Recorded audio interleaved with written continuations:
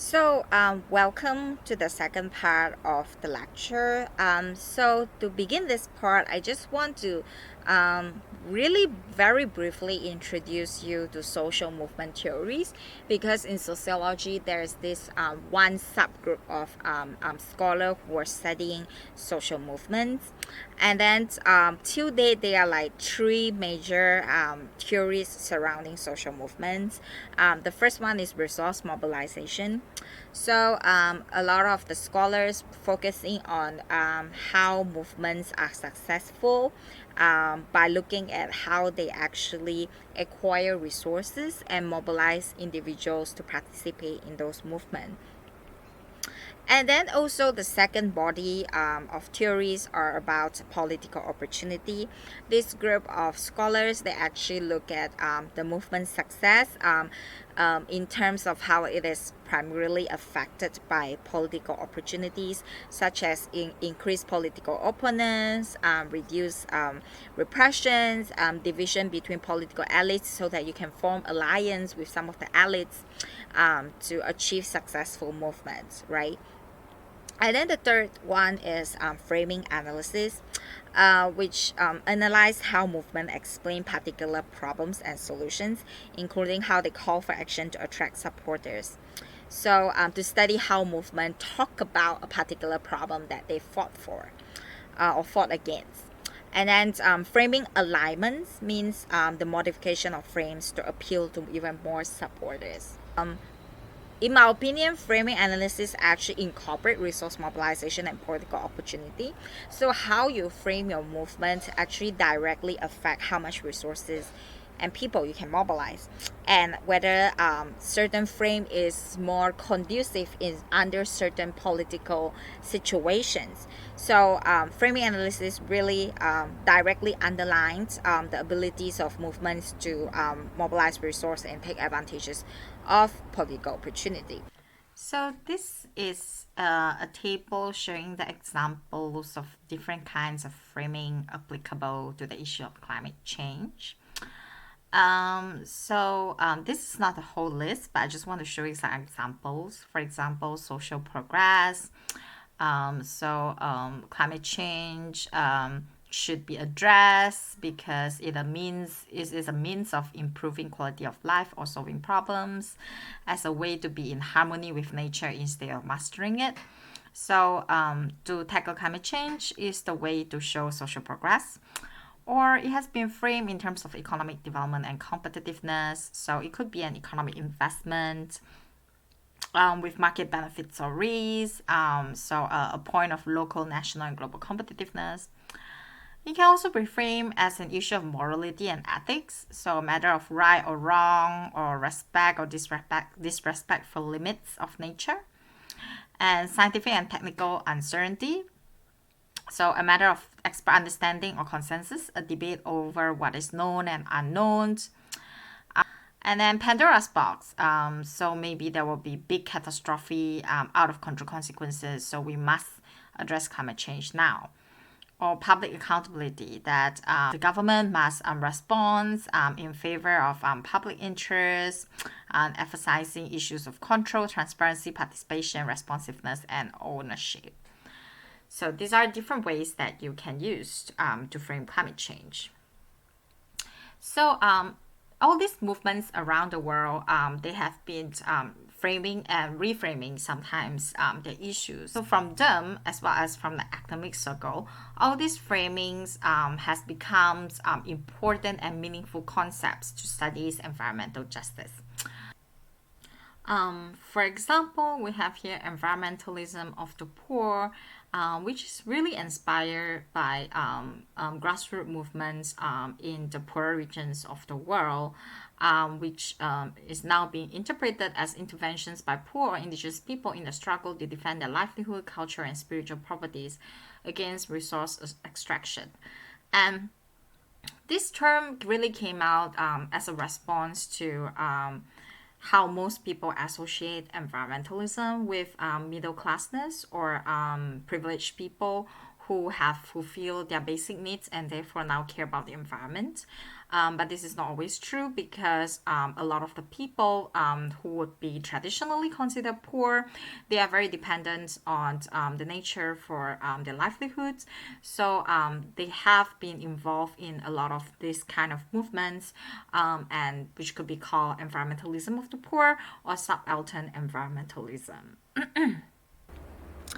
And then in the article I asked you to read, they say that maybe environmentalism of the poor can really be called environmentalism of the dispossessed, especially under neoliberalization, when we were talking about accumulation by dispossessions, how there is a worldwide ongoing efforts by global corporations and national governments to liberalize capital investments and privatize different lands and natural resources, commodify them, and make profit out of it.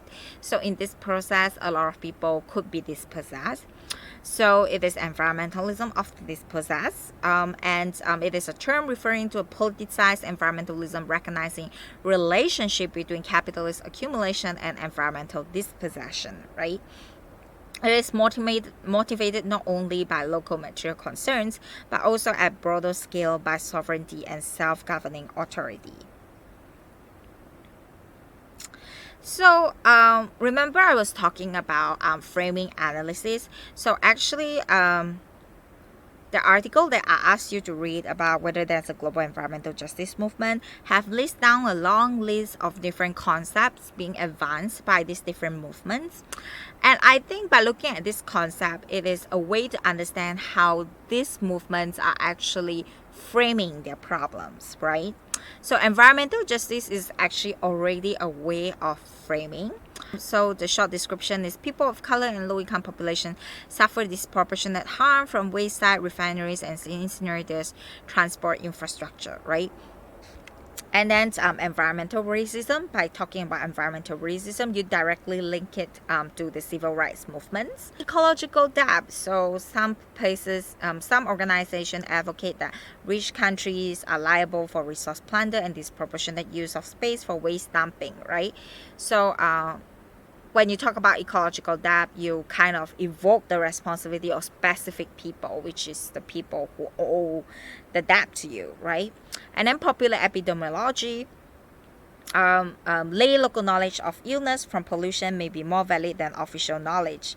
And this also arises because of some environmental problems that are constantly being denied, especially the public health impact, like the Flint water crisis in the beginning, has been constantly denied by the authorities that this is a problem. So the citizens themselves have to start observing the impact on themselves and start inviting experts by themselves to test the water in order for the authorities to admit that that's actually a problem. So popular epidemiology also is one of the concepts arising out of environmental problems and movements. And then we have talked about environmentalism of the poor and food sovereignty. We have also talked about this in our urban-rural poverty lecture, people's right to healthy, culturally appropriate, sustainably produced food, etc. And biopiracy, and Muruganka talked about this before in one of his discussions when we talk about culture of or culture for sustainability, which is talking about appropriation of genetic resources without recognitions of knowledge and property rights of indigenous people. And we also talk about this during neoliberalization lecture. And then climate justice, radically reduce excessive per capita emission of carbon dioxide and other GHG. And water justice, so water should not run towards money or towards power, water as human rights. And there's many more, and I'm just putting this two slides as an example. So Chico Treehugging movement, you have watched the YouTube video. So this is, many people do not know that when we talk about tree huggers, we always thought that they are these crazy, radical environmentalists who try to hug the trees and love the trees so much. But actually, tree hugging originated from the Chico movement, and the women are hugging the trees because they want to prevent the loggers from cutting down those trees. And then this happens in the 1950s in India, and preceding this problem, there are floods events, which really cause a lot of suffering among the local people. So people are really kind of aware of the importance of trees, and that's also their livelihood are dependent on trees. But these trees are being sold to outsiders instead of to local people. So there's a component of injustice over there. So this movement is really quite successful. And it has been widely cited ever since, especially the role of women in protecting the environment. It resulted in a 10-year forest logging ban in the region, right? And then the second one I want to talk about is the Zapatista Uprising. The reason that I asked you to watch and read about the Zapatista is because as the other movements, they focus on local grievances and local conflicts, but they have very amazing worldwide impact, and they have worldwide supporters. Or people would say that the Zapatista Uprising was marked by armed guerrilla forces taking over towns in Chiapas, Mexico in 1994 in response to centuries of marginalization of indigenous people in Chiapas. And this uprising mainly comprises indigenous people, but also their allies. And then it pioneered the building of global electronic network of NGOs. So the Zapatista idea and support really built very quickly through the internet, and this is in 1990s. So they are the first one to build the supporter base so quickly and so widely through internet. And then in the beginning, they were armed guerrilla, but they quickly switched their strategy to peaceful electoral politics because they realized that their supporter base actually much more preferred them to have a peaceful processes. The uprising is widely researched and with worldwide impact and known as the first anti-globalization or the first internet movement, sort of. And it has been praised in popular media and songs in the West. So, and that's just to show you how even in the academic circle, people really study the Zapatista effect, the internet and the rise of an alternative political fabric, and the transnational Zapatista Solidarity Network infrastructure analysis, and how activists take Zapatismo home, south to north dynamics of transnational social movement.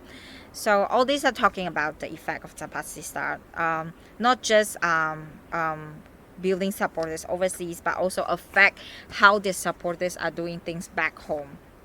So at the end of this part of the lecture, I want to direct you to the UN speech by Greta Thunberg, a kid, basically, who is trying to speak to the important UN officials in General Assembly to tell them to do something about climate change.